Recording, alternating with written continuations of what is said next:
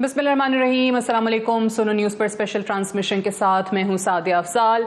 साबिक वज़ीर आज़म नवाज शरीफ जो हैं 4 साल बाद वतन वापस आ गए हैं। इनकी वापसी को लेकर हम सबके सामने है कि बहुत कयास आराइयाँ थीं और बहुत इस किस्म की स्पेकुलेशंस थी कि शायद वो नहीं आएंगे। फिर जब उनका स्केड्यूल सामने आया तब भी कहा गया कि शायद यूएई से या सऊदी अरेबिया से ही वापस चले जाएंगे। कुछ लोगों ने तो खैर चैलेंजेस भी जो हैं वो मीडिया पर हमारे टॉक शोज़ के अंदर जो हैं वो ओपनली करना शुरू कर दिए थे कि वो वापस नहीं आएंगे। बहरहाल वो वापस आए। 16 नवंबर 2019 को लाहौर हाई कोर्ट की इजाज़त के बाद 4 हफ्ते के लिए वो मुल्क से बाहर गए थे अपने इलाज की गरज से, और वो 4 हफ्ते का जो सफ़र है वो अब 4 साल में मुकम्मल हुआ है। नवाज शरीफ साहब के लिए वो वापस आए हैं। एक जो आम तासुर या जो परसेप्शन बना या बनाया गया वो ये था कि कोई ना कोई मामला तय पा गए हैं। उनकी अपनी इनफैक्ट जो हाल ही में इत्तेहादी रही है जमात पाकिस्तान पीपल्स पार्टी पीडीएम का हिस्सा वो रहे हैं, शहबाज शरीफ की काबीना में रहे हैं, उन्होंने भी यही कहा कि उनके मामला तय हो गए हैं, सिर्फ लाडला तब्दील हुआ है, कंधे वही हैं। इस किस्म की तमाम चीज़ें जो हैं वो हम सुनते रहे और आज तमाम नज़रें जो हैं वो नवाज शरीफ साहब की तकरीर पर लगी हुई थी कि आखिर वो क्या नैरेटिव बनाते हैं। एक बहुत क्लियर नैरेटिव आना चाहिए, एक मीनिंगफुल नैरेटिव जो है उनकी तरफ से आना चाहिए। और बार बार नवाज शरीफ साहब ने ये कहा कि जो लोग हमसे पूछते हैं कि जी बयानिया क्या है, तो उन्होंने अपनी माजी में की गई तरक्की गिनवाई कि हमारा बयानिया अगर जानना चाहते हो तो देखो कि हमने इस मुल्क को एटमी बम किस तरीके से दिया। हमारा बयानिया जानना है तो देखो कि हमने कैसे मोटरवेज का जाल बिछाया। हमारा बयानिया जानना है तो उस शख्स से पूछो जिसके घर बिजली का बिल जो है वो कम आ रहा था और आज उसको किस मुश्किल से गुजरना पड़ रहा है। महंगाई को लेकर उन्होंने कुछ स्टैटिस्टिक्स भी जो हैं वो आवाम के सामने रख दिए कि हमारे टाइम पे फ्यूल जो है वो 60 रुपए था, आज 250 से ज़्यादा है। डॉलर 104 पे छोड़ के गए थे, अब 270 से ज़्यादा है। चीनी 40 की थी, वो 250 से ज़्यादा है। सो ये तमाम चीज़ें एज एक्सपेक्टेड साबिक वज़ीर आज़म नवाज शरीफ साहब ने गिनवाई भी हैं। लेकिन जो इसमें सबसे ज़्यादा इंटरेस्टिंग चीज़ है, जहाँ से उन्होंने अपनी तकरीर का आगाज़ किया था कि आखिर वो कौन है जो हर चंद सालों के बाद नवाज शरीफ को चलता करता है, नवाज शरीफ को वज़ारत उज़्मा से फ़ारिग कर देता है। उन्होंने कहा कि बहुत लंबा अरसा जो है 23 में से 15 साल जो हैं या तो मैंने मुल्क से बाहर गुजारे हैं या फिर मैंने मुकदमात का सामना किया है। बुनियादी चीज़ ये कि नवाज शरीफ साहब मुज़ाहमत की सियासत नहीं चाहते। आज उनकी तकरीर का जो निचोड़ है वो ये है कि वो मुफाहमत चाहते हैं, वो आगे चलना चाहते हैं। जैसे उन्होंने खुद ही कहा कि मेरी 40 साल की जो सियासत है उसका निचोड़ सिर्फ इतना है कि तमाम इदारे, तमाम रियासती इदारे आइन पर अमल दरामद करते हुए मिलकर साथ चलें। अब देखना यह है कि बहुत सारे लोग जो ऑलरेडी उनको चौथी बार का वज़ीर आज़म बना चुके हैं, समझ रहे हैं अभी तो इलेक्शंस होने हैं और साथ ही साथ उनके जो कानूनी मामलात हैं, उनके जो अदालती मामलात हैं वो किस तरफ जाएंगे, वो भी एक अहम सवाल है। क्योंकि 62(1)(f) को देखिए अगर, तो उसमें ताहयात नाहली का मामला है। जो नून लीग के कानूनी माहिरीन हैं उनसे आप बात करेंगे तो वो कहते हैं कि नवाज शरीफ साहब तो अपनी 5 साल की मुद्दत पूरी कर चुके हैं, क्योंकि इलेक्शन एक्ट में अमेंडमेंट कर दी थी तो उनकी सज़ा मुकम्मल हो चुकी है। सो अब अगले इलेक्शन में वो पार्टिसिपेट कर सकते हैं, कंटेस्ट कर सकते हैं। नवाज शरीफ साहब ने बार बार कहा मैं सन ऑफ द सॉइल हूँ। अपनी कुछ जो माजी की कुछ तल्ख यादें हैं उनका भी जिक्र किया, इमोशनल भी हुए, जिसमें उनकी वालिदा के इंतकाल का बताया, उनकी अहलिया के इंतकाल का बताया कि जिस वक्त वो जेल में थे उनको फ़ोन करने की इजाज़त नहीं दी गई थी, उनकी बेटी को उनकी नज़रों के सामने जो है वो गिरफ़्तार किया गया। लेकिन उसके बावजूद उन्होंने एक ही जुमला 2 से 3 बार दोहराया कि मैं बदले या इंतकाम की सियासत पर यकीन नहीं रखता, मेरी ऐसी कोई ख्वाहिश नहीं है, कोई तमन्ना नहीं है। तो इन तमाम चीज़ों का क्या मतलब लिया जाए। ये ट्रांसमिशन, ये जो 1-1.5 घंटा है, इसी पर तज्जिया हम करते रहेंगे। हमारे सोनो न्यूज़ की जो अपनी टीम है वो शहबाज मियाँ साहब हैं हमारे साथ, अदनान आदिल साहब हैं। ज़रा इसी पे बात कीजिए शहबाज मियाँ साहब, वाकई अब मुज़ाहमत का जो बयानिया है वो आज आपको लग रहा है कि हमेशा हमेशा के लिए नवाज शरीफ साहब ने दफन कर दिया है और अब जैसे उन्होंने कहा इंतकाम नहीं चाहिए, कोई रिवेंज की ख्वाहिश नहीं है, मुफाहमत वो चाहते हैं? शुक्रिया। देखिए, मुज़ाहमत का जो बयानिया है, अगर मियाँ नवाज शरीफ ख़त्म ना करते तो शायद आज वो पाकिस्तान ना आ सकते। मुज़ाहमत की सियासत उन्होंने ख़त्म करनी है तो वो पाकिस्तान तशरीफ़ ला सके हैं, अदरवाइज़ वो पाकिस्तान नहीं आ सकते थे जो पाकिस्तान के इस वक्त हालात हैं। उन्होंने, आप अगर इसमें देखें, दो अहम पॉइंट हैं आज उनकी सारी तकरीर के अंदर। उन्होंने अपने साथ जो जुल्म ज़्यादती के जो पहाड़ गिनवाए कि किस तरह 2014 के अंदर उनके ख़िलाफ़ जो धरने होते रहे और वो कौन करवाते थे, और उसके बाद फिर क्या क्या उनके साथ किया गया। और वो आप एक को कहते हैं ना, फ्रेम के अंदर जो तस्वीर है उसमें सिर्फ वो 4 फैमिली मेंबर, उनकी साहबजादी, उनके भाई और फिर उनके बेटे, वही डाइस के ऊपर रहे हैं। बाकी लोग भी वहाँ पे मौजूद थे जिन्होंने सोबत जो है वो बर्दाश्त की, लेकिन वो डाइस पे नहीं आए उस तरह। तो वो एक तो ये उनका जो ज़ाती जो मामला था। इसके साथ साथ मियां नवाज शरीफ की अगर सियासत देखें तो वो बड़ी हद तक दुरुस्त भी कहते हैं और वो सच भी है, हकीकत भी है कि उनके साथ ये तीसरी मर्तबा ऐसा क्या हुआ कि उन्हें निकाला और उन्हें एक जो है जलावतनी काटना पड़ी, और अब वो वापस आते हैं। तो ऐसा ही है, बात तो वो सही कर रहे हैं वैसे। जी, बात तो वो बिल्कुल दुरुस्त कर रहे हैं, लेकिन इस बात की गारंटी क्या है कि आइंदा उनके साथ नहीं होगा ऐसा।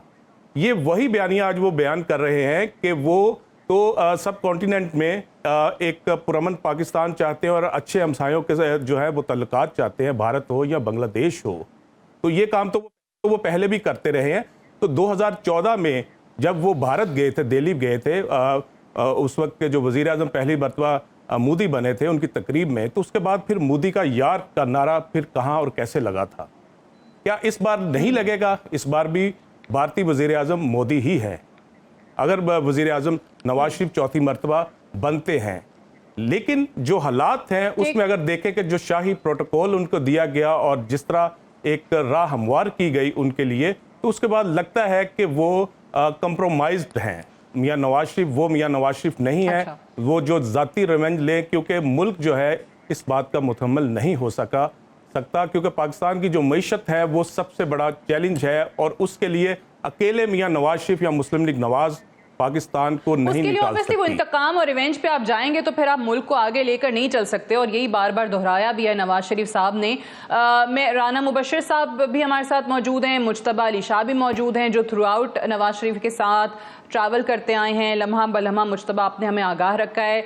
Before I come to you Adnan Adil साहब, 2019 में जब नवाज शरीफ साहब को 4 हफ्ते के लिए बाहर भेजा गया और उसके बाद ऑब्वियसली आज वो मुल्क वापस आए हैं, इस 4 साल के अरसे में क्या बदला है? और दरमियान में जो मैंने कहा कि मुफाहमत की वो बार बार बात कर रहे हैं, मुज़ाहमत पे वो नहीं जाना चाहते हैं, उसको भी अगर देखा जाए तो रिसेंटली, ज़्यादा दूर नहीं है, हम सबकी यादाश्तों में है कि लंदन में बैठ के उन्होंने कहा था कि जो लोग मुलव्विस हैं उनको इबरत का निशाना बनाया जाए। फिर शहबाज शरीफ साहब ने उनको समझाया जो कुछ भी हुआ, लेकिन अब आपको आज उनकी बातों से लग रहा है कि वाकई रिकन्सिलिएशन की तरफ अब हम चल पड़े।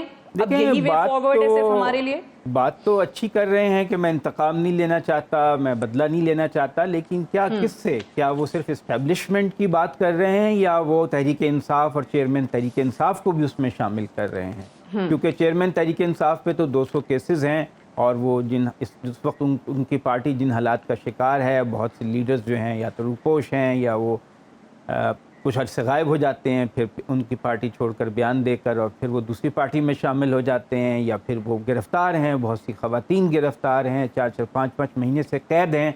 तो क्या उनका जो बयानिया है इंतकाम ना लेने का वो सिर्फ महदूद है कुछ लोगों के लिए, कुछ इदारों की तरफ उनका इशारा है, या उसमें मुखालिफ सियासी मुखालफिन भी शामिल हैं? ये वक्त के साथ हमें देखना होगा। लेकिन जिस तरह इस वक्त उनकी मुखालिफ पार्टी को, जो बज़ाहिर उनसे ज़्यादा मकबूल है, तोड़ा फोड़ा गया है, क्रश किया जा रहा है पूरे पाकिस्तान में, उनको सियासी सरगर्मियों की इजाज़त नहीं है, उससे तो नहीं लगता है कि हालात ऐसे हैं। और इस वक्त जो निगरान हुकूमत है वो भी इन फैक्ट और डी फैक्टो वो नून लीग की हुकूमत है, कि उसमें जो लोग हैं, तौकीर शाह, फवाद हसन फवाद, अहद चीमा, तारड़ साहब, फलां फलां, वो अक्सरियत जो है नून लीग से ही ताल्लुक़ रखती है, शरीफ ख़ानदान के पुराने वफ़ादार हैं, 16 माह उनके भाई भी हुकूमत कर चुके हैं। इसको वो माइनस कर देते हैं। अब आप ये देखिए कि जब 37 रुपए का पेट्रोल था जब वो आए थे हुकूमत में, और जब वो गए तो 60 रुपए का था, उसको नहीं बताते। ये बताते हैं कि अब पेट्रोल कितना महंगा हो गया, और वो पेट्रोल जो 150 रुपए पे उनके मुखालिफ छोड़ के गए थे वो आज तकरीबन 250-300 के दरमियान है। تو یہ کس نے کیا یہ بھی وہ نہیں بتاتے، یعنی اپنے بھائی کو بھی اون نہیں کرتے، شاہد خاقان عباسی کی حکومت کو بھی اون نہیں کرتے۔ انہوں نے کہا کہ بالکل بالکل وہ 2-3 دفعہ انہوں نے وہ کاغذ لہرا کے وہ بل لہرا کے بات کی کہ یہ دیکھیں یہ جو اب ہوا ہے یہ شہباز شریف نے تو کیا نہیں ہے جی نہیں، دیکھیں آپ یہ دیکھیں کہ جو آئی پی پیز وہ لگا کر گئے، جو وہ $46 ارب کا قرضہ اگر آپ ویب سائٹ پہ سرچ کر لیں تو you will bear me out کہ ان کے دور میں جو ان کا 2013 سے 18 تک کا دور تھا $46 ارب کا بیرونی قرضہ لیا گیا، اور جب وہ ان کی حکومت گئی نون لیگ کی تو $38 ارب کا تجارتی خسارہ تھا، $19 ارب سے زیادہ کا کرنٹ اکاؤنٹ ڈیفیسٹ تھا۔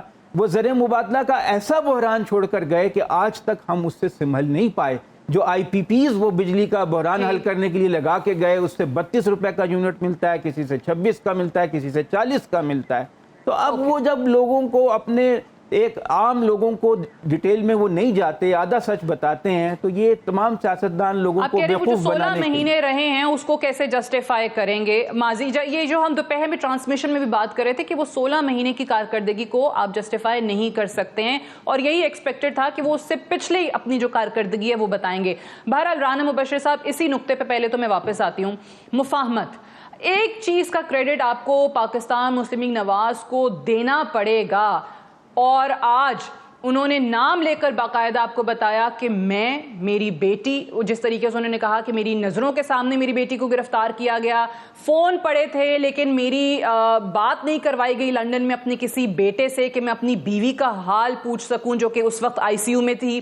انہوں نے کہا کہ جناب ہمارے تمام لیڈران پہ کیسز بنائے گئے، حنیف عباسی ہیں، خواجہ سعد رفیق ہیں، اور بھی انہوں نے نام لیا، احسن اقبال کا نام لیا، رانا تنویر کا نام لیا، کہ کوئی ایسا شخص نہیں تھا جس پہ مقدمے نہیں بنے، جس کو جیل نہیں ہوئی۔ سعد رفیق کا حوالہ دیا، انہوں نے کہا رانا ثناء اللہ اور حنیف عباسی کو تو مقدمہ چھوڑیں، جیل چھوڑیں، یہ تو سزائے موت دلوانے کے پیچھے پڑے ہوئے تھے، وہ پارٹی کرش نہیں ہوئی۔ کسی نے، انہوں نے کہا پی ایم ایل این کا جھنڈا نہیں چھوڑا۔ دوسری طرف اگر پی ٹی آئی کی آپ بات کرتے ہیں تو وہ تو خود ایک کے بعد ایک چھوڑ کے جاتے جا رہے ہیں، تو وہ جس طریقے سے آئے تھے ویسے ہی جا رہے ہیں۔ وہ نظریاتی بندہ ہے کون پی ٹی آئی میں پھر؟ جہاں تک بات ہے نا آج کی تقریر کی، تو میاں نواز شریف صاحب کی تقریر جو ہے اس میں کئی چیزیں ایسی ہیں جو کہ ریالٹی ہے، اور وہ ریالٹی بہت آئی وڈ سے it's like it haunts, it's gonna haunt in the days to come. That reality had been haunting them from the last like so many years, and that is کہ اگر مریم be be اگر jail میں ہے اور نواز شریف صاحب jail میں ہے، اور اوپر سے جناب نواز شریف صاحب کی بیگم جو ہے آئی سی یو میں جاتی ہیں اور ان کو فون کرنے کی بھی اجازت نہیں ملتی ہے، تو that's a very touchy subject you know, اور وہ کسی کوئی بھی سنے گا، کسی کو بھی سننا پڑے گا یہ چیز، اور یہ سارے اس کو اپنے آپ کو ذرا اس سچویشن میں خدا نخواستہ رکھ کے دیکھے تو یہ بڑا مسئلہ ہے، بڑا سیریس ہے، ایشو ہے، ٹھیک ہے۔ اور اس کے 2-2.5 گھنٹے بعد پھر میاں نواز شریف کو جناب وہ اطلاع ملتی ہے کہ جناب ان کی بیگم جو ہے کلثوم بی بی، جو کہ بہت اچھی خاتون تھی، اللہ ان کو جنت نصیب کرے، بہت اچھی خاتون تھی، اور ان کو وہ نہیں رہتی اس دنیا میں، اور پھر ان کو اپنی بیٹی کو مریم کو بھی بتانا پڑتا ہے، things like that. So that is a situation. ان کو والدہ کو میں اپنے ہاتھوں سے قبر میں نہیں اتار سکا، اس سے پہلے والد صاحب کے حوالے سے بھی والد کو بھی نہیں کر سکا۔ سو یہ ایسی چیزیں ہیں جو کہ بہت زیادہ اس پہ بندہ مطلب اس پہ کوئی ifs and buts نہیں ہے، کوئی آرگومنٹ ہی نہیں ہے اس پہ، کوئی اگر ان کو نہیں ایجنسی ملا اس چیز میں، یا ان کو نہیں ان کی رسومات ادا کرنی تھی، یا وہ کلثوم بی بی سے یا اپنے بیٹوں سے بات نہیں کر سکے، تو یہ ایک بہت ٹچی سبجیکٹ ہے، اس پہ تو کوئی بحث ہی نہیں ہو سکتی، اس پہ تو کوئی مطلب کہ آپ اس پہ تنقید کر ہی نہیں سکتے۔ باقی رہ گئی بات جناب 16 ماہ کی، تو 16 ماہ کو دیکھیں آپ جسٹیفائی نہیں کر سکتے، 16 ماہ کو جسٹیفیکیشن بنتی نہیں کر سکتے، اس کی کوئی جسٹیفیکیشن نہیں ہے، ٹھیک ہے، کیونکہ فرنٹ سیٹ پہ ڈرائیونگ سیٹ پہ شہباز شریف صاحب تھے، ٹھیک ہے، شہباز شریف صاحب کے ہوتے ہوئے باقی جماعتیں تو اپنی جگہ، ٹھیک ہے، لیکن شہباز شریف صاحب کے ہوتے ہوئے اگر یہ ساری چیزیں ہوتی ہے، مہنگائی اوپر جاتی ہے، تو آپ بلیم گیم کے بجائے کہ جناب وہ فلاں کر کے چلا گیا تھا یا فلاں کر کے چلا گیا تھا، اس بلیم گیم میں سے باہر نکلنا پڑے گا، اینڈ اس کو جسٹیفائی کرنا پڑے گا، اس کو کوئی سالڈ کنونسنگ آرگومنٹ دینا پڑے گا، ٹھیک ہے۔ صرف یہ کہہ دینا کہ جناب پچھلی حکومت کر کے گئی تھی، that is not enough, and nobody is going to buy that. ठीक है?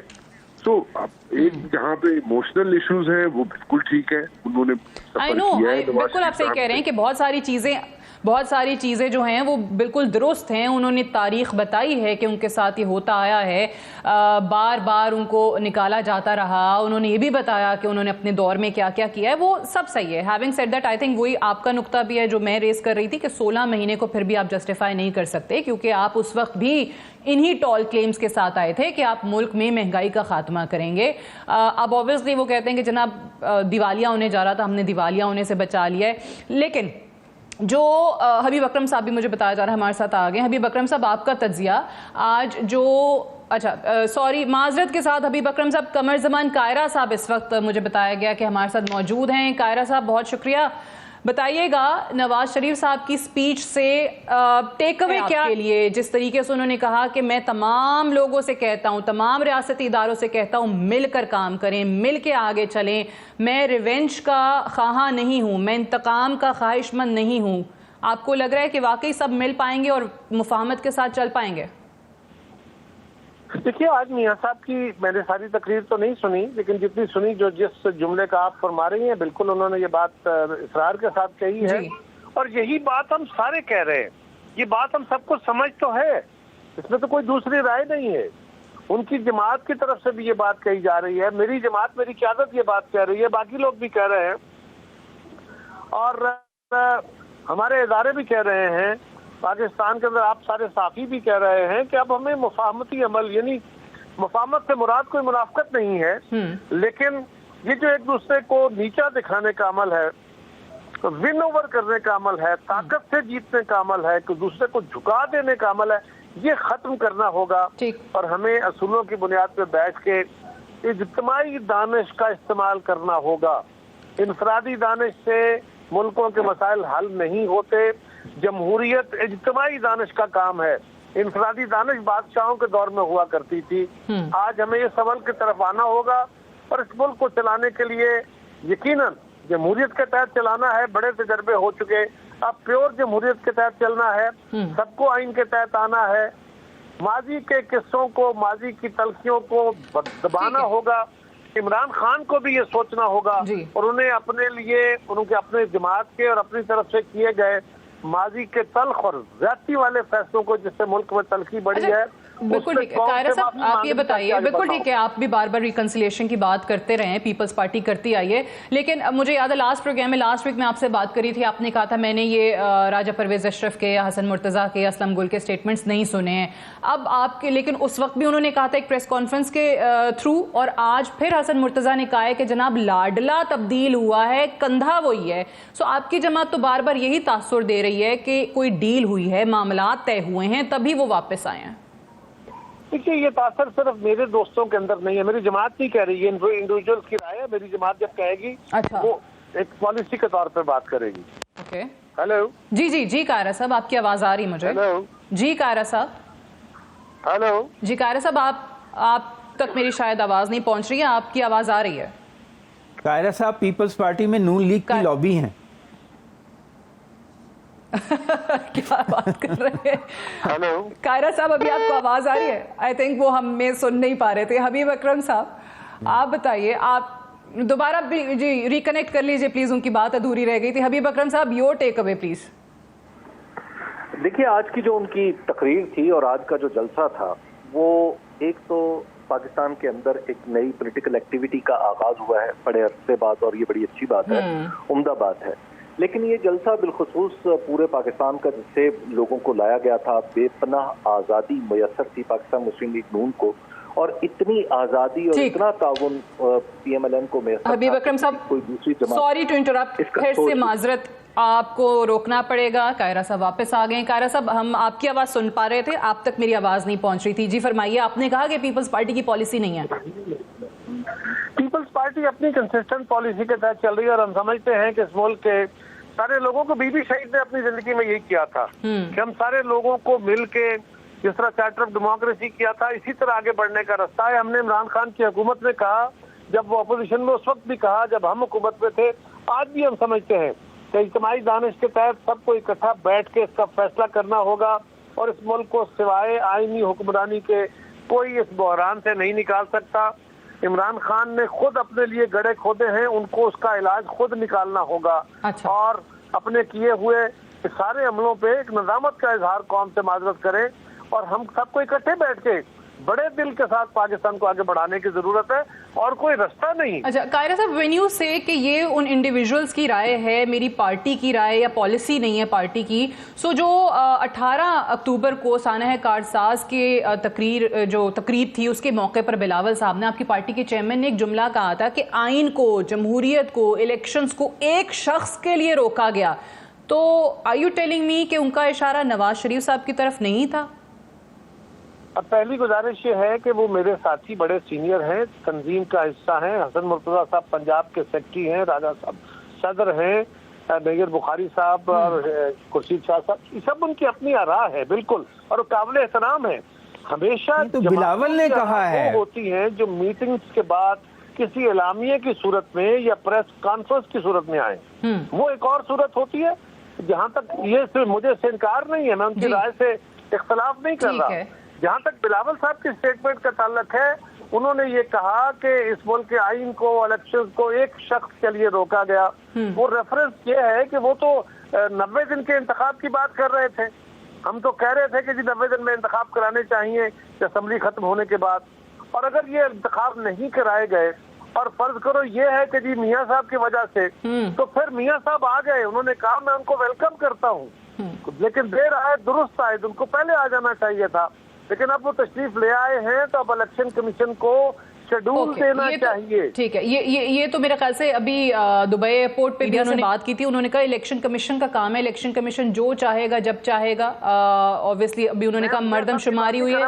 جی میں اسی حوالے سے بتا رہی ہوں. جی قاہرہ صاحب, میں اسی حوالے سے بتا رہی ہوں کہ میاں صاحب نے کہا کہ جناب مردم شماری ہوئی ہے, تو ابھی تو حلقہ بندیاں ہونی ہیں, تو وہ 90 دن والی کہانی تو بھی نظر نہیں آ رہی. دیکھیے مسئلہ میرا میاں صاحب سے نہیں ہے, نہ میں میاں صاحب سے مطالبہ کر سکتا ہوں. میاں صاحب نے تبھی خود اپنے کیسز لڑ کے اپنے آپ کو کلیئر کرنا ہے. ان کی جماعت حکومت میں نہیں ہے, میرا ان سے مطالبہ نہیں ہے. میرا مطالبہ یعنی پیپلز پارٹی کا مطالبہ تو الیکشن کمیشن سے ہے کہ جو اس وقت ابھی بھی دیکھیں نا, آج تک میاں صاحب بھی تشریف لے آئے ہیں, انہوں نے ایک بڑا اچھا ان کا استقبال ہوا, ان کو ویلکم کیا, مبارک ہو ان کو. اچھا عمل ہے کہ وہ پاکستان میں تشریف لے آئے ہیں, لیکن ایک ابھی بھی غیر یقینی کی کیفیت جو ہے, ایک ڈیبیٹ جو ہے کہ جی الیکشن ہوگا, کہ میں بھی اپنے مجھے بتایا جا رہا ہے احسن اقبال صاحب نے ہمیں جوائن کیا ہے. بہت شکریہ احسن اقبال صاحب, آپ ہمارے ساتھ موجود ہیں. احسن اقبال صاحب, یہ بتائیے گا کہ آج جو پی ایم ایل این نے سوچا تھا نواز شریف صاحب کو کس طریقے سے ویلکم کیا جائے گا, جتنا بڑا جلسہ ہوگا, جتنا بڑا ہم پاور شو کر لیں گے, اس میں تو آپ آئی ایم شیور آپ کہیں گے کہ بالکل ہم اس میں کامیاب ہوئے ہیں. لیکن آج جو پی ایم ایل این نے, نواز شریف صاحب نے خصوصی طور پہ اپنی تقریر میں جو نیریٹو بنانے کی کوشش کی ہے مفاہمت کا, you think that is going to work? دیکھیے, سب سے پہلی بات تو یہ ہے کہ آج نواز شریف صاحب کے آمد پر جو ان کا استقبال ہوا ہے, وہ اس بات کا ثبوت ہے کہ قوم ان کے بیانیے کو, قوم ان کی سیاست کو, اور قوم ان کے ویژن کو آج پہلے سے زیادہ سپورٹ کر رہی ہے. کیونکہ پاکستان کو جب ان سے چھینا گیا تو ان سالوں میں پاکستان میں جو ابتری ہوئی ہے وہ ان کا میسج زیادہ ریلیونٹ ہو گیا ہے. انہوں نے جو بات کی ہے, میں سمجھتا ہوں کہ وہ 40 سال کا انہوں نے کہا کہ میں نچوڑ بتا رہا ہوں کہ جب تک ہم سب مل کر کام نہیں کریں گے اس وقت تک ملک آگے نہیں چلے گا.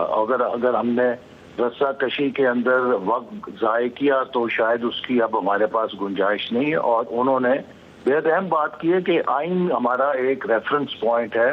آئین کے مطابق تمام اداروں کو اور تمام ریاست کے ستونوں کو مل کر کام کرنا چاہیے تاکہ ہم پاکستان کو معاشی گرداب سے نکالیں. اور انہوں نے ایک نئے سفر کے آغاز کرنے کا عزم کا اظہار کیا ہے, اور میں سمجھتا ہوں کہ وقت کی ضرورت ہے کہ ہم پاکستان کی معیشت کو مضبوط کرنے کے لیے پوری قوم کو متحرک کریں. اب ہم یہ سمجھیں کہ جس طرح انہوں نے کہا کہ مفاہمت وہ چاہتے ہیں, میں بالکل کوئی بدلہ انتقام کا خواہش مند نہیں ہوں. جنرل باجوہ, جنرل فیض کا نام لے کے جو ان کے خلاف کارروائی کا مطالبہ وہ کرتے تھے, تو کیا نواز شریف صاحب پی ایم ایل این اس مطالبے سے اب دستبردار ہو گئے؟ دیکھیے, میں آپ کو اس کی مثال ایسے دوں گا کہ جب کسی گھر میں آگ لگی ہو تو اس وقت سب کی ڈیوٹی یہ ہوتی ہے اور سب کا فرض یہ ہے کہ وہ اپنے حصے کی پانی کی بالٹی لے کر اس آگ کو بجھائیں. جب آگ لگی ہو اور آپ اگر اس وقت آپس میں لڑائی میں لگ جائیں کہ یہ آگ کس نے لگائی, کون اس کا ذمہ دار ہے, تو وہ آگ سب کو جلا کے راکھ کر دیتی ہے. تو اس وقت ملک جس معاشی گرداب میں پھنسا ہوا ہے, یہ وقت ہے جب سب مل کر کام کریں. اور انہوں نے یہی بات کہی ہے کہ جو ماضی کی غلطیاں ہیں ہمیں ان سے سبق سیکھنا چاہیے. اور جب بھی انہوں نے کہا کہ ہم نے 1990 میں پاکستان کی ترقی کا سفر شروع کیا, ڈسرپٹ کیا گیا, 2013 سے 17 تک ترقی کا سفر شروع کیا, اس کو ڈسرپٹ کیا گیا, تو یہی میسج تھا سب کے لیے کہ اب ہمیں اس کھیل سے نکلنا چاہیے اور سب کو مل کر ملک کو مضبوط کرنے کے لیے کام کرنا چاہیے, اور اسی میں ہماری کامیابی ہے. ٹھیک ہے. اچھا, احسن اقبال صاحب, یہ بات بالکل صحیح ہے. آج نواز شریف صاحب نے بہت ساری ایسی باتیں کی ہیں, میں بار بار اپنی ٹرانسمیشن میں, اپنے انالیسز میں بھی ہم یہی بات کر رہے ہیں کہ وہ تلخ حقائق ہیں اس ملک کے. لیکن ابھی جو ایک اور تاثر ہے کہ آپ نے اوبیسلی الیکشن میں جانا ہے. ہمارے پینل میں کچھ انالسٹس ہیں ہمارے, وہ یہ کہہ رہے تھے کہ نواز شریف صاحب نے آج ایسے تقریر کی ہے جیسے وہ الیکشن جیت چکے ہیں, حالانکہ اب الیکشن بھی نہیں ہوا ہے, ان کے کچھ عدالتی معاملات بھی ہیں, کہ ایسے لگ رہا تھا وکٹری اسپیچ ہے. But having said that, level playing field Peoples Party جو آپ کی اتحادی رہی, ان کو لگتا ہے کہ ان کو نہیں مل رہی ہے. وہ بلیم کرتے ہیں پی ایم ایل این کو, جہاں پہ وہ کہتے ہیں کہ جی پنجاب کی نگران حکومت یا وفاق کی نگران حکومت پی ایم ایل این کی بی ٹیم کے طور پہ کام کر رہی ہے. اور پی ٹی آئی کا تو وہ کہتے ہیں کہ جناب نام ہی نہ لینا. پی ٹی آئی والے تو کہتے ہیں کہ ہم تو اس ریس میں دوڑ بھی نہیں رہے ہیں. سو لیول پلینگ فیلڈ آپ کو لگ رہا ہے سب کو مل پائے گا آپ کے مخالف سیاسی جماعتوں کو؟ میرا نہیں خیال کہ کوئی ایسا تاثر ہونا چاہیے. اگر کوئی وہ سیاسی بیان دینا چاہتے ہیں تو اس سے بندہ کوئی بات تلخی کی نہیں بڑھانا چاہتا, کیونکہ ہمیں ملک کے اندر تلخیوں کو ختم کرنا ہے. پیپلز پارٹی کو بھرپور لیول پلینگ فیلڈ حاصل ہے, اور ان کے پاس اگر وہ کہیں پنجاب کے اندر تو انہی کے نامنی کو نگران وزیر اعلیٰ کے طور پہ مسلم لیگ نون نے قبول کیا ہے. تو وہ اگر یہ کسی طور پہ کہیں کہ پنجاب میں مسلم لیگ نون کی نگران حکومت ہے, یہ درست نہیں ہے. تو اس لیے سندھ میں بھی انہی کے نامنی کو تسلیم کیا گیا نگران وزیر اعلیٰ کے طور پہ. تو اس لیے لیول پلینگ فیلڈ تو سب کے پاس ہے. اب ضرورت اس بات کی ہے کہ سب اپنے کام کو عوام کے سامنے لے کر جائیں. اگر مسلم لیگ نون کا بیانیہ سب سے مضبوط ہے اور مسلم لیگ نون کی ترقی کا ریکارڈ دیگر تمام سیاسی جماعتوں کے مقابلے میں زیادہ زوردار ہے, جس کی عوام میں ٹریکشن ہے, تو اس کو آپ یہ تو نہیں کہہ سکتے کہ مسلم لیگ نون کے حق میں کوئی پلڑا جھکا ہوا ہے. مسلم لیگ نون کا ایک ماضی ہے, ہماری کارکردگی ہے, اور ہم فخر سے کہہ سکتے ہیں کہ ہم نے ہر دور کے اندر ٹھوس منصوبے لگائے ہیں. ہماری نشانیاں, ترقی کی علامتیں ملک کے چپے چپے پر موجود ہیں, اور کسی اور پارٹی کے پاس ایسا ٹریک ریکارڈ نہیں ہے کہ جو وہ پیش کر سکے کہ اس نے ملک کی ترقی کے لیے اتنا کچھ کیا ہو. لاسٹ کویشچن ہے احسن اقبال صاحب, نواز شریف صاحب نے باقاعدہ اسٹیٹسٹکس کے ساتھ, فگرز کے ساتھ بات کی ہے کہ جناب ڈالر اتنے کا تھا, فیول اتنے کا تھا, چینی اتنے کی تھی جب میں چھوڑ کر گیا, اور اب کیا حالات ہیں. 16 ماہ کے اندر, چلیں باقی جماعتیں ضرور تھیں اس حکومت کا حصہ, لیکن اکنامک ٹیم پی ایم ایل این کی تھی.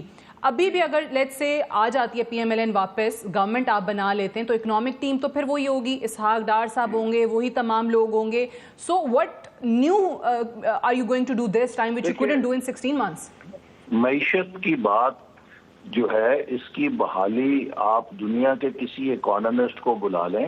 یہ کوئی بجلی کا سرکٹ نہیں ہوتا کہ آن آف سے اندھیرا یا اجالا ہو جاتا ہے. جب آپ معیشت کو خراب کرنا چاہیں تو 2-4 فیصلوں سے آپ اس کو کولیپس کر سکتے ہیں, لیکن جب آپ نے معیشت کی بحالی کا عمل کرنا ہوتا ہے تو اسے کرنے کے لیے کم از کم 2 سے 3 سال ٹرن اراؤنڈ کرنے میں لگتے ہیں. ہمیں جو 16 ماہ کا وقت ملا, پہلی بات یہ کہ وہ ایک براڈ بیسڈ کولیشن گورنمنٹ تھی, اور دوسری بات یہ کہ اس گورنمنٹ کا سب سے بڑا چیلنج یہ تھا کہ ملک کو ڈیفالٹ ہونے سے بچائیں, اور وہ اس حکومت نے بچا لیا اور ایک ریکوری کا عمل شروع کیا. اور اب اگر الیکشن میں ایک اچھا مینڈیٹ ملے گا تو یقیناً ہم 2-3 سالوں کے اندر پاکستان کی معیشت کو اسی طرح ٹرن اراؤنڈ کر کے دکھا سکتے ہیں جیسے کہ 2013 میں شاید اس سے زیادہ بدتر حالات ہمیں ملے تھے. تب تو 18 گھنٹے بجلی نہیں تھی ملک کے اندر, کارخانے بند تھے, زراعت بند تھی, ہر شعبہ بند ہو چکا تھا. ملک میں مہنگائی تب بھی 2 ڈبل ڈیجٹس کے اندر تھی, ملک میں دہشت گردی کا راج تھا. آج تو نہ ملک کے اندر توانائی کا اس طرح کا بحران ہے, نہ ملک کے اندر دہشت گردی کا اس طرح کا بحران ہے. ملک کے اندر جو بنیادی ضرورتیں تھیں وہ ہم پوری کر گئے تھے 2013-17 میں. اب تو ہمیں اپنا سمت ٹھیک کرنی ہے اور ملک کے تمام اداروں کو سب کو لے کر آگے چلنا ہے. ٹھیک ہے ٹھیک ہے، بہت شکریہ احسن اقبال صاحب. یہی بات پہلے میں شہباز میاں صاحب آپ سے کرنا چاہ رہی تھی کہ مفتاح اسماعیل P M L N, Ishaq Dar صاحب پی ایم ایل این سے آئے، ابھی بھی اسحاق ڈار صاحب اوبویسلی مجھے نہیں پتا کہ کوئی اور وزیر خزانہ آ سکتے ہیں پی ایم ایل این کی اگر حکومت بنتی ہے، اسحاق ڈار صاحب بھی واپس اگر وزیر خزانہ بنتے ہیں، تو جو حالات ہیں جو آپ سب لوگوں کے سامنے ہیں، جو آپ کہتے ہیں کہ جناب 16 مہینے میں بھی چیزیں صحیح کیا مطلب مزید بگڑ گئی ہیں، وہ کیسے کر لیں گے اسی ٹیم کے ساتھ؟ یہی بنیادی سوال ہے جس کا جواب مسلم لیگ نواز کی جو ٹاپ لیڈرشپ ہے وہ نہیں دینا چاہتی. اور مریم نواز تو اس وقت جب میاں شہباز شریف کی حکومت تھی تو دبے لفظوں میں کہتی تھی کہ اس وقت ہماری حکومت نہیں ہے، کیونکہ اس وقت جو روٹی کی بات کی جا رہی ہے، آٹا مہنگا ہو رہا تھا، جو پیٹرول کی مصنوعات ہیں وہ مہنگی ہو رہی تھی، ڈالر کی پرائسز بڑھ رہی تھی، تو کرائسس بڑھ رہا تھا، کم نہیں ہو رہا تھا. قمر زمان قاہرہ صاحب جو بڑے سنجیدہ ہیں، انہوں نے کہا اجتماعی دانش جو ہے وہی اس ملک کو نکال سکتی ہے مسائل سے. تو اجتماعی دانش کی بدولت ہی ہم نے دیکھا کہ پی ڈی ایم وجود میں آتی ہے اور اس کے بعد پھر ان کی حکومت بنتی ہے، اور 16 ماہ کے دوران وہ پھر اجتماعی دانش جو ہے اس سطح پہ پاکستان کو لے کے آ جاتے ہیں. اور آدھا سچ بدقسمتی کے ساتھ نہ احسن اقبال جیسے سیزنڈ پولیٹیشین بول کے گئے ہیں، نہ ہی آج میاں نواز شریف کی تقریر میں ہمیں ملا. یہ غلطی جو 2018 میں اگر ہوئی ہے الیکشن کے دوران، جو کلیم ہے کہ مسلم لیگ نواز کا کہ ان کا ووٹ چوری ہوا اور ووٹ کو عزت جو دو کا نعرہ تھا، تو کیا 2024 کے اندر یہ نہیں ہونے جا رہا؟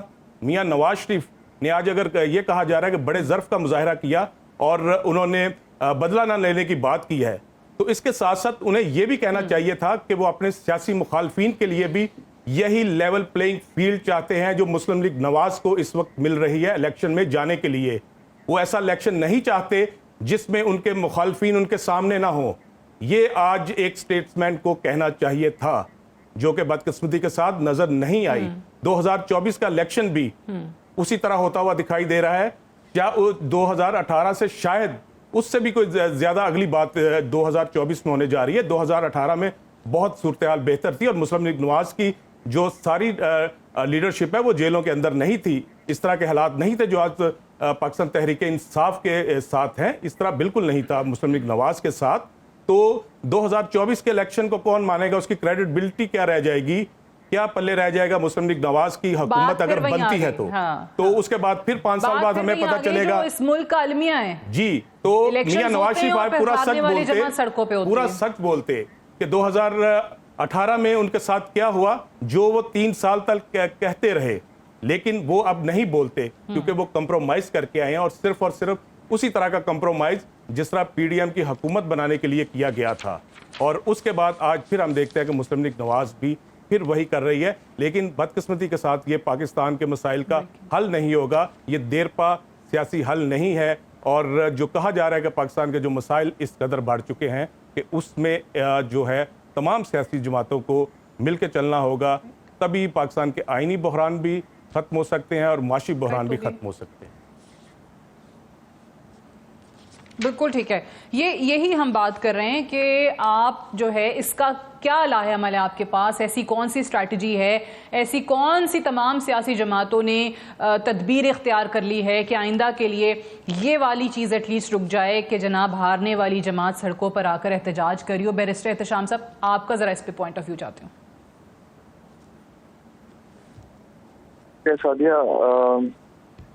میرے خیال میں کہ پاکستان کی ایک تاریخ ہے 75-76 سال کی، اور اس میں نہیں سمجھتا کہ جتنے بھی احتجاج آج تک ہوئے انتخابات کے حوالے سے کبھی کوئی متنازع تھا. تو بہت سارے متنازع انتخابات پاکستان میں تو تقریباً ہر انتخاب ہی متنازع رہا ہے. تو اب میرے خیال میں اس میں صرف سیاستدانوں کی میچورٹی کے علاوہ کچھ اور عناصر کا عمل دخل بھی ہے، اور وہ وقت کے ساتھ ہی ارتقاء کا عمل جیسے جیسے آگے بڑھے گا، جمہوریت مضبوط ہوگی، ویسے ویسے وہ معاملات بھی ٹھیک ہوں گے. یہ ایکسپیکٹ کرنا یا امید کرنا کہ انتخاب میں کوئی دھاندلی ہو اور سیاستدان اس کے اوپر کوئی احتجاج ہی نہ کرے، میرے خیال میں وہ بھی مناسب نہیں ہے. اور یہ کہنا کہ جی اور یہ بات بھی غلط ہے کہ سیاستدان ہر چیز کو ہی متنازع بنا دے. تو there has to be a balance I suppose. اور اس بیلنس کو آگے لے کے چلنے کی ضرورت ہے. دھاندلی نہ ہو ایٹ لیسٹ. جی فرمائیے. اس کا کوئی حل یعنی ہماری سیاسی جماعتیں نہیں نکال سکیں آپ کہہ رہے ہیں؟ میں یہ کہہ رہا ہوں کہ سسٹم کو نکالنا پڑے گا Sadia. It's not just about the political parties. ان کی ایک کیپیسٹی ہے, اس کیپیسٹی سے آگے یہ نہیں جا سکتے ہیں. مطلب کہ ان کی بھی ایک لمیٹڈ کیپیسٹی ہے نا. It is about the state, اور اس میں تمام اداروں کا عمل دخل بہت ضروری ہے, اور اس کے لیے مجموعی طور پر ایک ایفرٹ کی ضرورت ہے. کچھ معاملات کو طے کرنے کی ضرورت ہے, کچھ چیزوں کو سیٹل کر کے اس کے مطابق ایک اسٹریٹجی بنا کے آگے بڑھنے کی ضرورت ہے. ابھی پرابلم یہ ہے کہ ہمارے آپس کے اختلافات اتنے زیادہ ہے, پولرائزیشن اتنی زیادہ ہے, سیاسی تقسیم اتنی زیادہ ہے کہ ہم تو ایک دوسرے سے ہاتھ ملانے کے روادار نہیں ہیں, ایک دوسرے کی شکل دیکھنے کے روادار نہیں. آج میاں صاحب نے اپنی تقریر میں کتنی دفعہ کہا ہے کہ میں کوئی بدلے کی انتقام کے ساتھ واپس نہیں آیا. بٹ دا پوائنٹ از, جو ابھی آپ اس ٹرانسمیشن میں بھی تھوڑی دیر پہلے ڈسکشن ہو رہی تھی کہ یہ کس کو کہہ رہے ہیں. کیا یہ صرف ایک سائڈ کو کہہ رہے ہیں اور اپنے سیاسی حریف کے حوالے سے معاملات ویسے ہی آگے چلیں گے؟ تو بدقسمتی یہ ہے کہ ہماری جو سسٹم ہے نا جی, وہ ایک وشس سرکل میں چل رہا ہے, اور ہمارے پولیٹیشینس اس میں ساتھ چل رہے ہیں. دے ڈو ناٹ مائنڈ, کیونکہ ان کی زندگیاں کافی حد تک کمفرٹیبل ہیں. فرق پڑتا ہے عوام کو.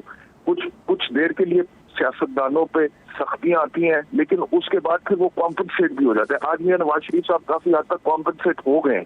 آپ نے مریم نواز صاحبہ کا چہرہ دیکھا ہوگا, میاں نواز شریف کی باڈی لینگویج دیکھی ہوگی تقریر کرنے سے پہلے, تو آج وہ ایک فاتح کی تھی.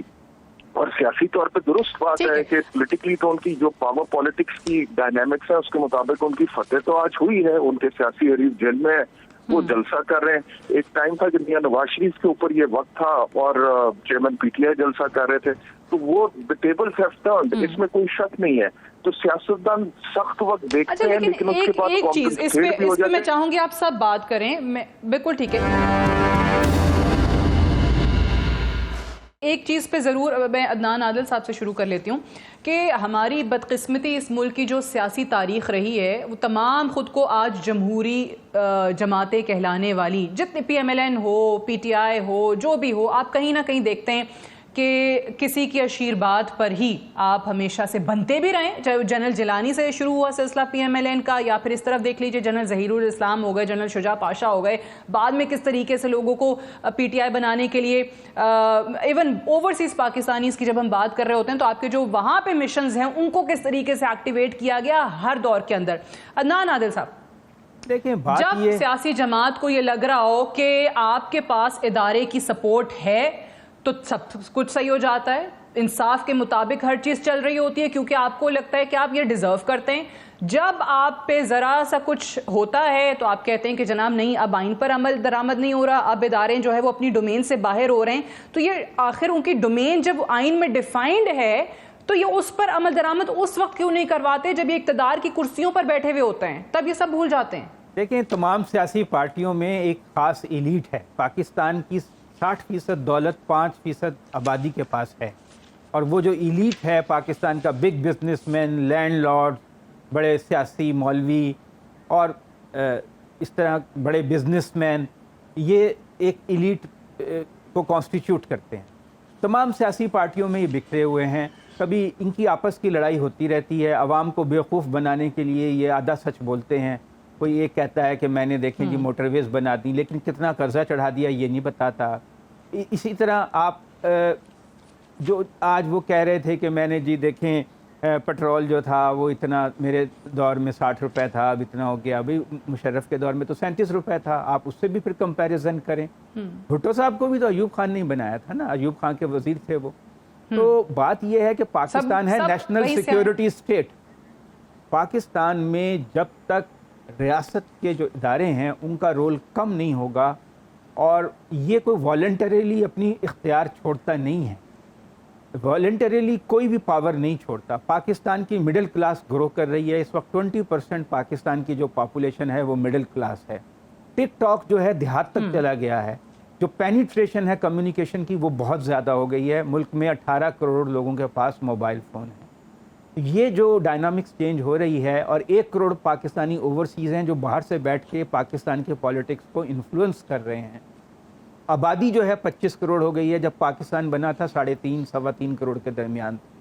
تو یہ جو ڈائنامکس ہے یہ ایک پاکستان کی ایجوکیٹڈ مڈل کلاس کا کلیش ہے پاکستان کی ٹریڈیشنل ایلیٹ سے، جس کے پاس اصل میں اقتدار ہے اور وہ مختلف پارٹیوں میں بٹی ہوئی ہے.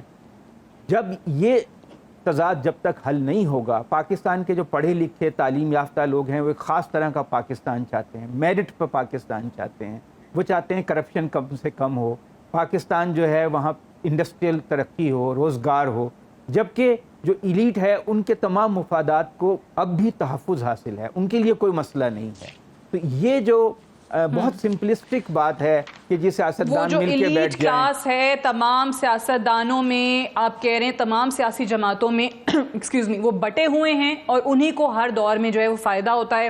جی بالکل، اور وہ نہیں چاہتے کہ کسی طریقے سے بھی جو ڈومینز ڈیفائنڈ ہیں. جی، اور جب تک یہ جو پاکستان کی نئی بڈنگ مڈل کلاس ہے، جو ایمرجنگ مڈل کلاس ہے، اس کی ایک تحریک چلی تھی جو کہ تحریک انصاف تھی، لیکن وہ کمپرومائز ہوئی، اس میں بھی الیکٹیبلز آ گئے، اس میں بھی لوکل انفلوئنشلز آ گئے، ایگزیکٹلی، اور پھر وہ اپنے اصل ایجنڈے سے ہٹ گئی.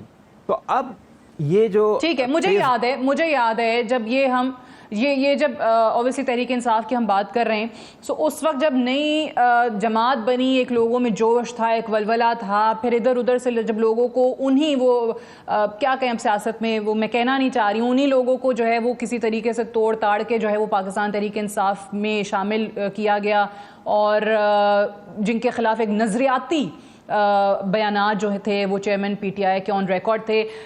رانا مبشر صاحب، یہ جو میں بات کری تھی عدنان صاحب سے، اسی کو میں آگے بڑھانا چاہتی ہوں، کیونکہ یہ ہماری سیاست کا، ہمارے ملک کی تاریخ کا ایک بڑا ہی المیہ رہا ہے ہمیشہ سے.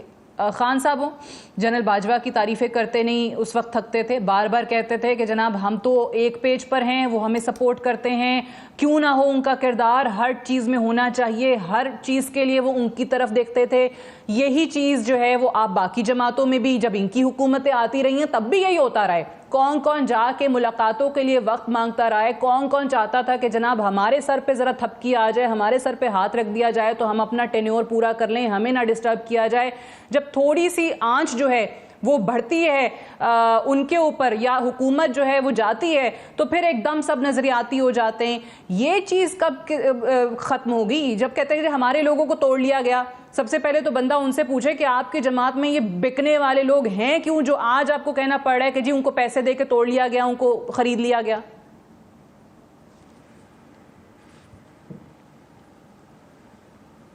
رانا مبشر صاحب، لگتا ہے وہ ہمارے ساتھ نہیں ہیں.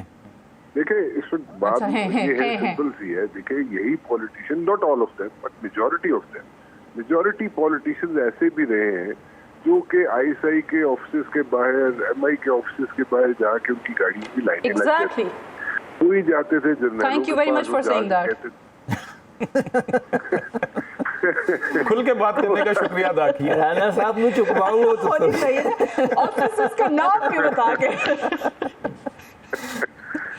تو وہ جا کے لائنیں لگا کے کھڑے ہو جاتے تھے اور ان کو جا کے کہتے تھے جی تسی آ جاؤ، ٹھیک ہے. یا سانو پھر ایک اور فیز آ گیا جس میں وہ کہتے تھے جا کے پولیٹیشین کی جناب سانو لے کے آؤ، اسی جناب اس سے بڑا جناب میریکلز ہم آپ کو دکھائیں گے کہ ہم آ کے یہ کر دیں گے، وہ کر دیں گے، یا جیسے آپ کہیں گے ویسے کر دیں گے. سو وہ ڈپینڈنٹ رہے ہیں، ہمیشہ رہے ہیں. اور ٹو بی ویری آنیسٹ، ایک بڑا چھوٹا سا اگزامپل ہے کہ ایک دور میں جب بہت شور مچا تھا کہ فورن پالیسی جو ہے وہ پولیٹیشین بنائیں گے، کہ جناب یہ فوج کیوں بناتی ہے فورن پالیسی، ٹھیک ہے. تو فورن پالیسی کے چکر میں وہ پڑ جاتے تھے، کہتے تھے فورن پالیسی جو ہے فوج نہیں بنانی چاہیے فوج کو، اور یہ پولیٹیشین خود بنائیں گے. آج بھی وہ آرکائیو میں ساری چیزیں وہ محفوظ ہیں اور اس کو دیکھا جا سکتا ہے. سینٹ کے آرکائیو میں ہو گیا، نیشنل اسمبلی کے آرکائیو میں ہو گئے، چیئرمین سینٹ نے اور اسپیکر نیشنل اسمبلی نے کریم نکال کے دی، اور اس میں یہ کیانی صاحب اس وقت چیف آف آرمی اسٹاف تھے، general Pasha was DG ISI at that آئی ایٹ دیٹ ٹائم، اور وہ انہوں نے جو ان پٹ دی ہے اگر وہ آپ ساتھیات جا کے دیکھ لیں، پڑھ لیں، تو وہ میرے خیال میں I am not talking about O level, matric کے جو بچے بچیاں ہیں نا، وہ اس سے بھی بری حالت تھی. وہ جو انپٹ دی گئی تھی فورن پالیسی کی. حالانکہ اس سے پہلے ان کو بریف بھی کیا گیا تھا, ان کو بتایا بھی گیا تھا کہ this is how the foreign policy is made and these are the interest جو واچ کیے جاتے ہیں, اس طرح فورن پالیسی بنتی ہے. سو وہ اگر اس میں کیپیسٹی انہینسمنٹ جو ہے وہ میں نے تو نہیں کرنی, آپ نے تو نہیں کرنی, وہ تو انہوں نے خود اپنی کیپیسٹی انہینس کرنی تھی نا پولیٹیشینز نے.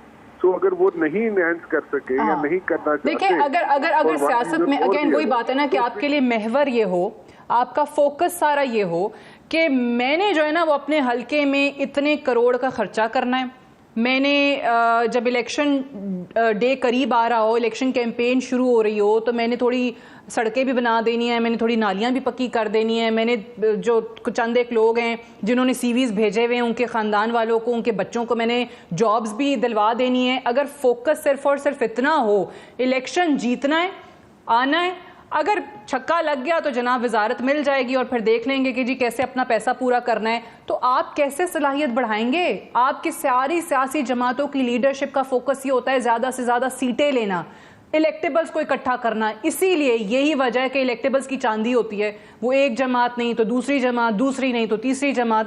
آن that note I am sorry, مجھے ٹرانسمیشن یہیں پہ کلوز کرنی پڑے گی, but I have to thank Adnan Adil, Shahbaz Mian, Habib Akram, barrister Ehtesham, Rana Mubashir, کسی کا نام بھول گئی ہوں تو معذرت. Unfortunately I have to close the segment. Thank you very much. خدا حافظ.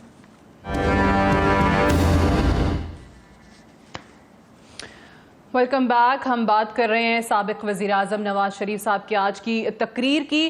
اگر اوور آل جلسے کو دیکھا جائے تو ایک بڑا اچھا کراؤڈ پاکستان مسلم لیگ نواز جمع کرنے میں کامیاب رہی ہے. ایک بڑا پاور شو تھا, بہت بڑی تعداد میں ہمیں لوگ نظر آئے لاہور مینار پاکستان میں. اینڈ آئی تھنک جیسے ہم بار بار کہتے ہیں کہ جو پاکستان مسلم لیگ نواز کا ڈائی ہارڈ سپورٹر ہے وہ وہیں پر موجود رہے گا. آپ چاہے جن مرضی کیسز کا ذکر کر لیں ان کے خاندان پہ یا ان کی لیڈرشپ پہ.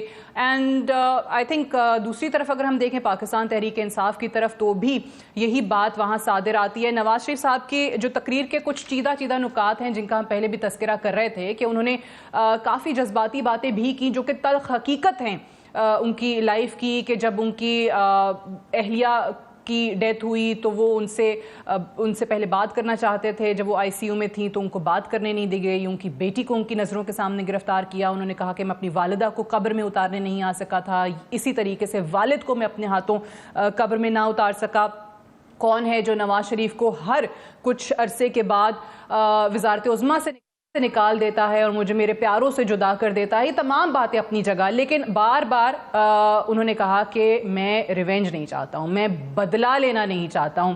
یہ جو ایک چینج آیا ہے اس پہ ذرا ہم بات کرتے ہیں. بیرسٹر دانیال چودھری مجھے بتایا جا رہا ہے ہمارے ساتھ موجود ہیں پاکستان مسلم لیگ نواز کی طرف سے. مجھے دانیال یہ بتائیے کہ نواز شریف صاحب نے لندن میں یہ بات کی تھی کہ جو لوگ ملوث ہیں, جن لوگوں نے میرے خلاف یہ کیا ہے, جو پاناما کے بدلے مجھے اقامہ پہ نکال دیا, بیٹے سے تنخواہ نہ لینے پہ نکال دیا, بار بار وہ پوچھتے تھے کہ میرا جرم کیا ہے.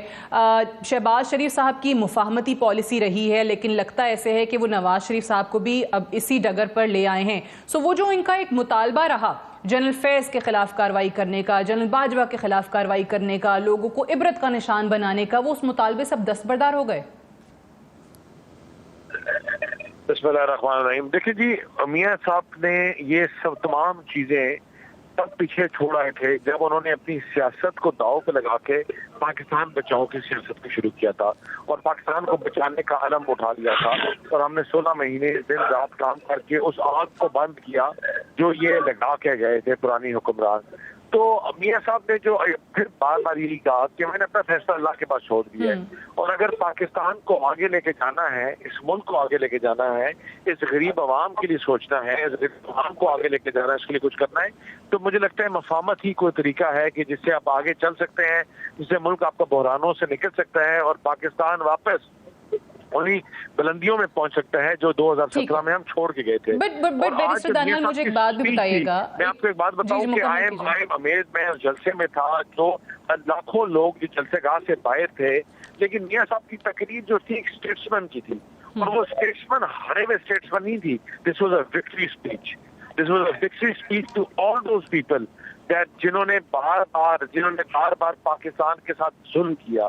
یہ ان لوگوں کی تقریر تھی جنہوں نے پاکستان کو کمزور کیا، یہ ان لوگوں کی تقریر تھی جنہوں نے پاکستان کو کھوکھلا کرنے کی کچھ کوشش کی، اور آج پاکستان کی عوام جیتی ہے، اور انشاءاللہ میاں نواز شریف یہ پاکستان کی ترقی کا علم پھر اٹھائیں گے، اور ہم 2/3 اکثریت سے آگے پاکستان کی تعمیر اور ترقی کا کام پھر وہاں سے شروع کریں گے جہاں ہم 2017 میں چھوڑ کے گئے تھے۔ اچھا مجھے ایک بات بتائیے، ٹھیک ہے اچھی بات ہے، بہت اچھی چیزیں کی آپ نے کہا، وہ مفاہمت والی بات ہونی چاہیے، and especially when he says کہ میری 40 سال کی سیاست کا نچوڑ یہ ہے کہ آئین پر عمل درآمد کرنے کے لیے تمام ریاستی اداروں کو مل کر کام کرنا پڑے گا اگر ہم ملک کی ترقی چاہتے ہیں۔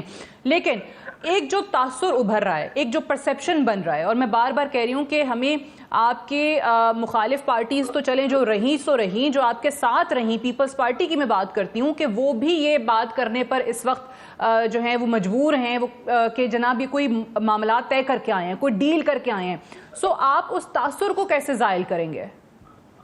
دیکھیے جی، ہم نے کس سے معاملات اور کیوں، ہم نے تو اپنی جیلیں کاٹ کے آئے، ہم نے اپنے جو سزائیں کاٹی تھی کاٹ لی، اب پاکستان وہاں پہنچ گیا ہے کہ اپنے ارد گرد آپ نظر تو دوڑائیں، آپ کو ایسی ٹیم کس کے پاس ملتی ہے کہ آپ کو ایسا لیڈر کون سا نظر آتا ہے جو ایکسپیرینس ہے، جسے ملک کو بحرانوں سے نکالا ہے اور بار بار نکالا ہے، ایک دفعہ نہیں، وہ ٹیم میاں نواز شریف کے علاوہ کسی کے پاس ہے نہیں، اور اگر میاں نواز شریف کے پاس وہ ٹیم ہے اور وہی بار بار پاکستان کو نکالنے کا ایکسپیرینس ہے اس مشکل سے جو آج پاکستان کو چاہیے، اور تمام جماعتیں جو ہیں وہ یہ کہہ سکتی ہیں ہم نے کر دیں گے، کہیں ہیں 2 کروڑ 2,000 کروڑ لے آئیں گے، لیکن آپ ہمارا ٹریک ریکارڈ اٹھائیں، ہمیں جب بحران میں یہ ملک ملا ہم نے اس کو اللہ تعالیٰ کی مدد سے اس کو واپس ٹھیک کیا، اس کی واپس تعمیر کی، اور اسی ٹرسٹ کی وجہ سے آج میاں نواز شریف واپس آئے ہیں، اور پاکستان کے جتنے ادارے ہیں، پاکستان کے جتنے انسٹیٹیوشنز ہیں، پاکستان کی عوام ہے، اور وہ سمجھتی ہے کہ اگر کوئی بندہ پاکستان کو ری بلڈ کر سکتا ہے،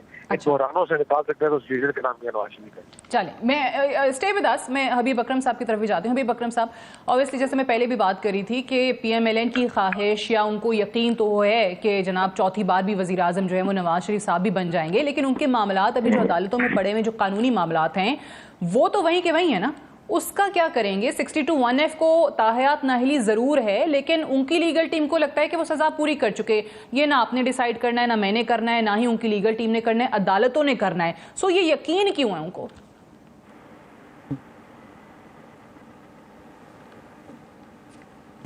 ہر وہ چیز درست ہو صاحب یا پی ایم ایل این درست سمجھے گے، اس وقت دستور کی وہ تشریح ٹھیک سمجھی جائے گی جو جناب نواز شریف صاحب فرمائیں گے، کیونکہ جناب نواز شریف صاحب نے ابھی جو سپیچ کی ہے جس پر ہم بات کر رہے ہیں وہ ایک جیتے ہوئے آدمی کی سپیچ ہے۔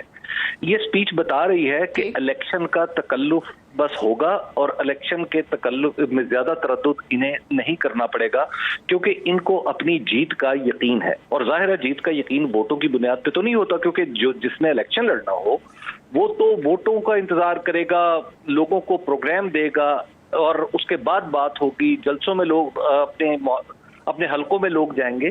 یہ جو آج سپیچ ہے یہ دراصل الیکشن کے بعد کی سپیچ تھی جو انہوں نے پہلے کر دی ہے، اور اس نے پورا پروگرام بتا دیا ہے مسلم لیگ نون کا کہ آئندہ آنے والے دنوں میں یہ جماعت جو ہے یہ کس انداز سے اور کس طریقے سے اقتدار میں آئے گی۔ تو لہٰذا چوتھی بار وزیر اعظم کیا، اس طرح وزیر اعظم 5ویں بار بھی بن سکتے ہیں، 6ٹھی بار بھی بن سکتے ہیں، کیونکہ ووٹوں کا جو امپورٹنس ہے وہ تو ہمارے سسٹم سے کافی کم ہو گئی ہے۔ آج کی آپ پوری تقریر میں بڑی اچھی تقریر تھی، لیکن آپ ذرا دیکھیے کہ ووٹ کو عزت دو کا نعرہ کبھی کہیں لگا؟ آپ نے کوئی نعرہ دیکھا ووٹ کو عزت دو کا؟ آج ہر قسم کے نعرے لگے، ہر قسم کے نغمے چلے، وہ کیا ووٹ کو عزت دو کا نغمہ چلایا گیا؟ تو لہٰذا پاکستان مسلم لیگ نون نے بالکل واضح انداز میں بتا دیا ہے کہ دراصل اس وقت یہ جماعت پاکستان کے نظام میں فیوریٹ کی حیثیت رکھتی ہے، اور جب کوئی جماعت اتنی فیوریٹ ہو جائے تو پھر ووٹ وغیرہ اس کے لیے محض تکلف کی بات ہوتی ہے۔ تو آج پاکستان مسلم لیگ نون نے یہ بات بتا دی ہے۔ ٹھیک ہے، آپ کہتے ہیں کہ جناب جو نواز شریف صاحب کی آج کی تقریر تھی وہ ایک جیتے ہوئے شخص کی تھی۔ موونگ آن، رانا مبشر صاحب یہ بتائیے کہ جو نواز شریف نے آج نیریٹو بنایا ہے، جو انہوں نے بیانیہ بنایا ہے کہ سب کے ساتھ مل کے کام کرنا ہے، اگین وہ جہاں سے بات شروع ہوئی تھی، میرے خیال سے عدنان عادل صاحب نے بھی یہ بات کی تھی کہ جناب یہ صرف آپ نے اداروں کو پیغام دیا ہے یا آپ نے مخالفین جو سیاسی جماعتیں ہیں ان کے لیے بھی آپ کا یہ پیغام تھا؟ بٹ بہت لوگ جو ہیں وہ اس پہ بات کر رہے ہیں کہ یہ اچھی بات ہے اور ہونا بھی چاہیے کہ تمام لوگ ساتھ مل کے چلیں، کیونکہ اگر اسی طریقے سے ہر کچھ عرصے کے بعد کوئی فیورٹ ہو جائے گا، کوئی لاڈلا ہو جائے گا اور کوئی جو ہے وہ بیڈ بکس میں چلا جائے گا تو اس طریقے سے ملک چلے گا نہیں. اور ماضی میں تو ہم نے دیکھا ہے کہ چیئرمین تحریک انصاف نے یہاں تک کہہ دیا تھا کہ میں واپس جاؤں گا تو جیلوں سے اے سی ویسی بھی اور ٹی وی شیوی بھی ان کے بند کر دوں گا.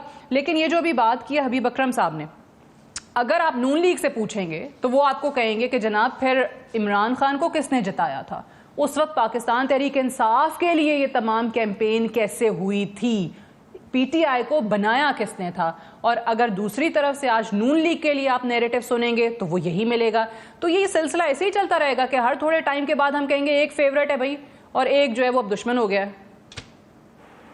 میرے خیال میں تھوڑا سا ہمیں چیزوں کو چینج کرنا پڑے گا. اگر ہم چینج نہیں کریں گے تو اس قسم کے الزامات اور پرسیپشن بنی رہے گی. سو جس طریقے سے آج تقریر ہوئی ہے، نواز شریف صاحب نے جو تقریر کی ہے وہ I agree with the panel, اور حبیب صاحب سے میں ایگری کروں گا اور جنہوں نے بھی یہاں پہ اور جو ہمارے ساتھی ہیں جو یہاں پہ سب موجود ہیں کہ یہ ایک وکٹری اسپیچ، اور وکٹری اسپیچ کا مطلب یہ ہے کہ جناب I have made it, I am there, I have done it. So اس میں آپ نے بالکل جو الیکشن کا پروسیس ہے اس کو تو بالکل آپ نے فارغ کر دی، اس کو تو آپ نے That's what I'm saying کہ ابھی تو الیکشن نہیں ہوا ہے، ابھی تو ان کا اپنا کیس جو ہے وہ پڑا ہوا ہے کورٹ کے اندر. I agree with you. You are absolutely right. ابھی تو الیکشن ہوا نہیں، ابھی تو کچھ ہوئے نہیں. سو آپ اس قسم کی اسپیچ دے رہے ہیں کہ ہم نے یہ سب کچھ کرنا ہے، یعنی کہ we are there and we are walking into the prime minister house and this is how we are going to do it. So وہ اس پرسیپشن کو ختم کرنے کی ضرورت ہے. ایک پروسیس کو اگر آپ بتائیں گے کہ جناب دس از دا پروسیس، ایک لیگل پروسیس ہے، اس کو ہم نے پہلے ختم کرنا ہے، اس کو ہم نے ٹیک کیئر کرنا ہے، پھر ہم نے الیکشن کی طرف جانا ہے. That's how we gonna make it. وہ جو پرسیپشن اگر آپ دینے کی کوشش کی گئی ہے آج، وہ it's gonna be a futile exercise going for election. This is I agree with you, you are 200% right. تو اس کو ختم کرنے کی ضرورت ہے کہ آپ یہ تعصب کو تو ختم کریں. جی بالکل، اس کو پرسیپشن کو ختم کرنا پڑے گا، نہیں تو پھر الیکشن مت کرائیں، اسی طرح واک اوور دے دیں. اچھا اب اس تاثر کو ختم کرنے کی صورت کیا ہے میاں شہباز؟ اس کو ختم کرنے کی صورت صرف ایک ہے کہ آپ بتائیں کہ جی یہ ہمارا پلان ہے، اف وی میک اٹ تو this is how we are going to do it. اور پھر آپ جسٹیفکیشن جو ہے نا وہ مت دیں کہ 16 مہینے میں کیا ہوا تھا کیا نہیں ہوا تھا. نہیں، اس کو آگے چلیں، اس کو بتائیں کہ بھائی ہم نے جو غلطیاں ہوئی وہ یہ ہوئی، اور 16 مہینوں میں بھی جو غلطیاں ہوئی obviously اس کے بعد آپ یہ نہیں کہہ سکتے کہ جناب وہ صرف پی ایم ایل این کی حکومت نہیں تھی، اس میں تو اور بھی ہمارے ساتھ بہت سیاسی جماعتیں بیٹھی ہوئی تھی. You can't get away with it. وہ کس کی ہوگی؟ آگے بھی تو اسی طرح ہوگی نا.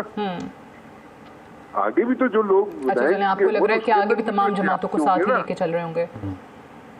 اب وہ سب کو ساتھ لے کے چلیں گے آپ، تو اگر ان کو بھی ساتھ لے کے چلیں گے پھر آپ 5 سال بعد بولیں گے کہ جناب ہماری تو صرف حکومت نہیں تھی.